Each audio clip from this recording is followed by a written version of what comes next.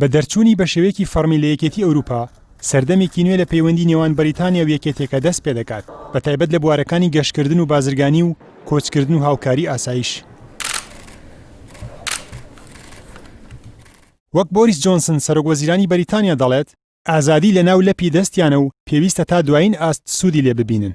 هەروەها هاوڵاتیانی وڵاتانی یەکێتی ئەوروپا دەبێ ڤیزا لەسەر پاسپۆرتەکانیان بێت تا بچنە خاکی بەریتانیاوە کە بە هەمان شێوە ئەو مەرجە بەسەر هاوڵاتیانی بەریتانیاشدا دەسەپێندرێت کاتێک بیانەوە بچنە یەکێک لە وڵاتانی یەکێتی ئەوروپا.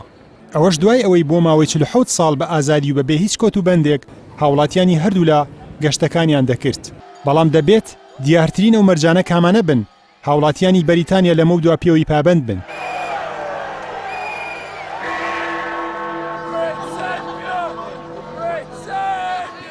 یەکێک لە مەرجەکان ئەوەیە ڤیزای سەر پاسپۆرتەکەی بۆ هەر وڵاتێکی ئەوروپا لە 90 ڕۆژ تێپەڕ نەکات. هەروەها چوونە ناوەوەی ئۆتۆمبیل و ئاژەڵە ماڵیەکانیش بە مەرج دەبێت.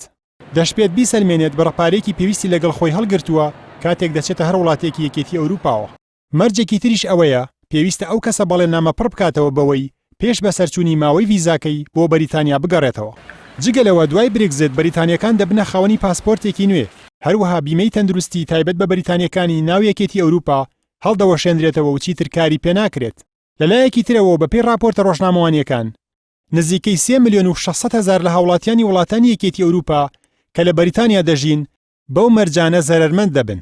لە 23 حوزەیرانی ساڵی 2016دا ڕاپرسیەکی بەرفراوان لە بەریتانیا کرا و پرسیار بە بەڵێ و نەخێر کرا لەسەر جیابوونەوەی بەریتانیا لە یەکێتی ئەوروپا. ئەنجامەکەشی ئەوە بوو لە 51.9 بەریتانیەکان دەنگیان بە بەڵێ واتە برێگزتدا، لە بەرامبەریشدا لە 48.1 دەنگیان بە نەخێردا و ڕەتیان کردەوە وڵاتەکەیان لە یەکێتی ئەوروپا جیا ببێتەوە.